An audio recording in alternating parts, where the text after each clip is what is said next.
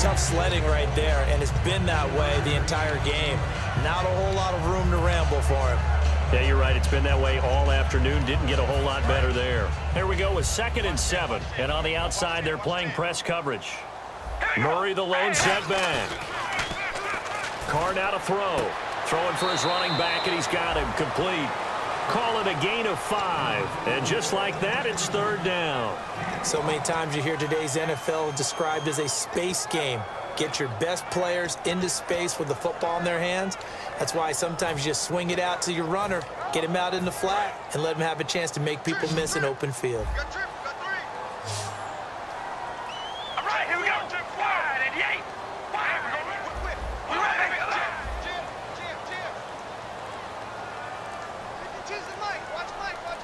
And with the play clock at 5, we're going to get a timeout. It's just their first. They'll be down to 2 remaining as we step aside here in the 4th quarter. 2 yards to go here on 3rd down. We ready? Carr looking to throw on 3rd and 2. Oh, the ball comes out on the hit, but they'll say it's incomplete. Jordan Cameron is tight end, the intended receiver. And 4th down coming up. Here's Marquette King now. On for his 2nd punt. He'd take a repeat of his first.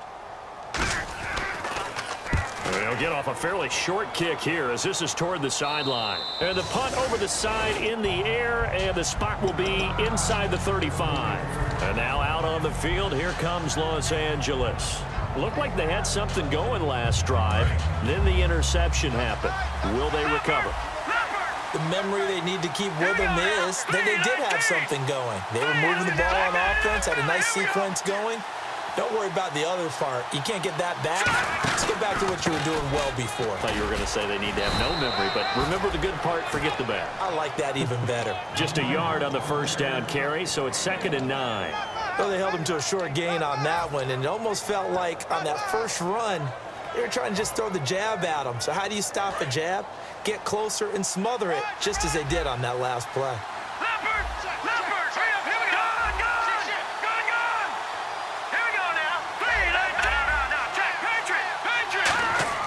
To throw on 2nd down is gone.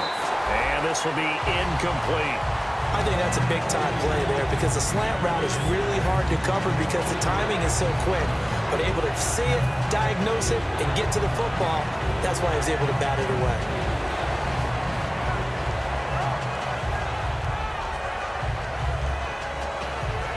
So incomplete on 2nd down. Now they'll look to convert here on 3rd. From the gun, here's Goff. And almost picked off. I guess the good news for them now, it's 4th down. I know that interception was dropped, and it would have been their 3rd of the game, and I will guarantee you, in the huddle, on the bench, all the defensive guys have been talking about is, we've got this guy right where we want him. Who's going to get the next one? It almost becomes a challenge, and they missed a golden opportunity. And no return here. Where will they spot it? They say just outside the 20-yard line. Now this offense ready to head back out there. And they're coming off a 3-and-out, my friend. I think they've got to look at that play sheet and go to a spot that they haven't gone before. Time to shake things up a little bit to try and get this offense moving. Okay, so how do you do that? How do you shake things up? You look at what you've called before, realize it hasn't worked Go to so something well, else. and maybe try and find one of those special plays from one of your better players, and maybe try and hit something big and get things going in the excitement area. Just a yard on the pickup there, and it'll bring up a 2nd and 9. Partner, you know I love to point out when teams break tendency and do something a little bit different from the norm. But when you run the ball in the first play of the drive, that's not a tendency breaker at all. That's just trying to establish yourself as you move forward. All right, here we go. Red 18. They go play action for Murray. Now Carr. Looking sideline, incomplete. Justin Hunter, the one he was searching for. And it'll bring up 3rd down.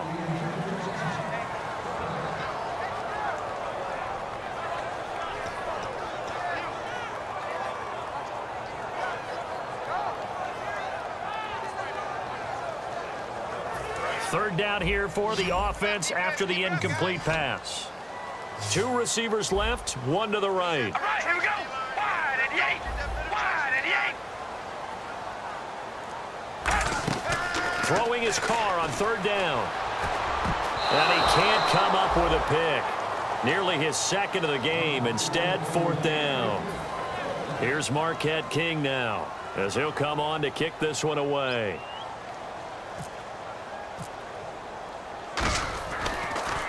He's averaging just under 50 yards a punt as he gets this away. Fielded at the 33. A 41-yard punt, 9 on the return. And the Rams will go on offense here with a 1st and 10. The Rams offense now making their way out to take over.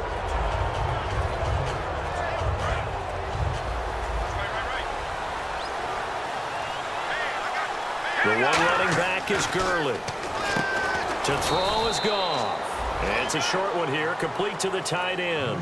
Call it a 1-yard gain on the play, and that'll make this a 2nd down. Got to give credit where it's due. Really nice defense on that play. The pitch and catch was successful, but not any run after it. Here we go.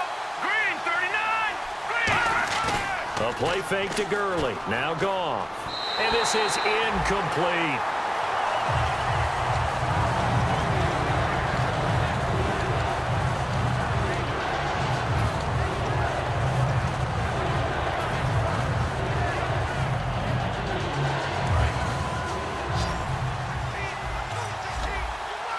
And defensively, it's a nickel formation here on 3rd down and 9. From the gun on 3rd down, Goff. And that's caught. Did he stay in bounds, though? He did not. Ruled incomplete. Well, there's times when you see these catches that are made, and we just know the guys playing it are really wishing for college rules. Only need that one foot down instead of 2.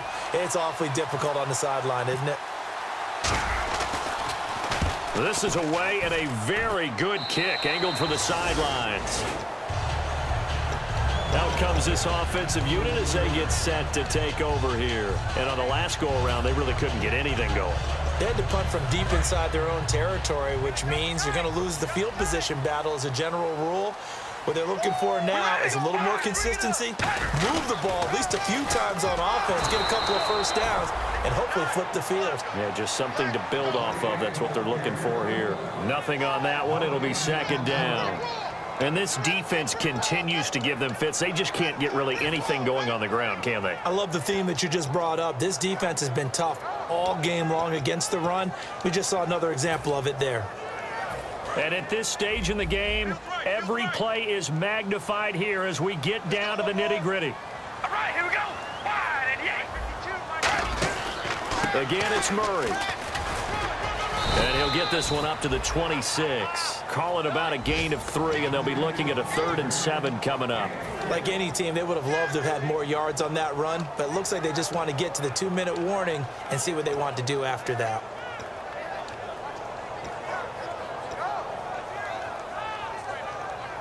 Tie game here. Time starting to run down. The defense really needs to try and keep this game tied, see if they can get the ball back for the offense. Time for a break. We'll come back and see how it all shakes out after this. So 3rd and 7 and an extra defensive back on the field here. Definitely want to play coverage here. And he's got him. It's the tight end Cameron. That one good for 16, and the drive will continue.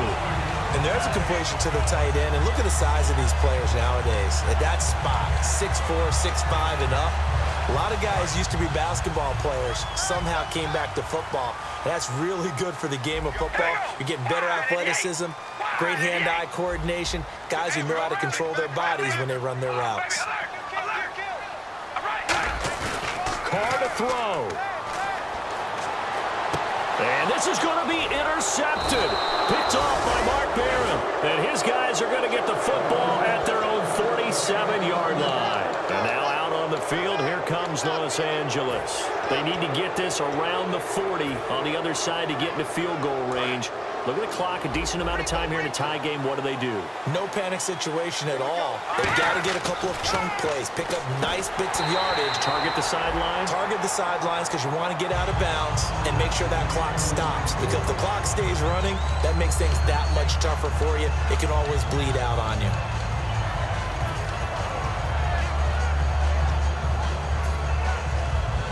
10 yards still left on second down.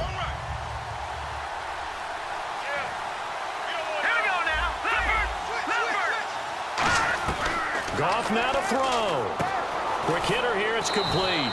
Only 3 yards on the catch. It's third down. Well, there really wasn't much there, but a completion is a completion. A tough third down awaits them.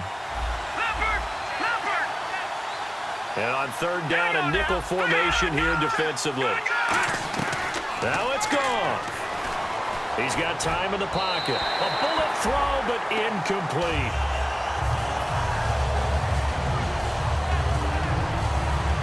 Here's Johnny Hecker now. He'll boot it away from about his 35. He gets this away. It's a good one. Drawing toward the sidelines. That one sails out of bounds. The side judge will walk it off. And he says it went out of bounds at the 9-yard line. Nice punt. Now this offensive unit ready to see what they can do here. They've got work to do, but they do still have a bit of time here. And they've got to feel comfortable with that, but they have all their play sequences called. If they get out of bounds, that allows them to huddle and call another play. But if they don't, it's hurry up to the line of scrimmage and either spike it and stop the clock or continue to move it downfield in order to try and get in range and win this game. See if they can do just that. We ready? Ready. We go rally. Rally. Back to throw. Carr. Eluding the pressure right. And now the ball's out. Carr lost it. Fumble. And now the Rams have got it. Going the other way.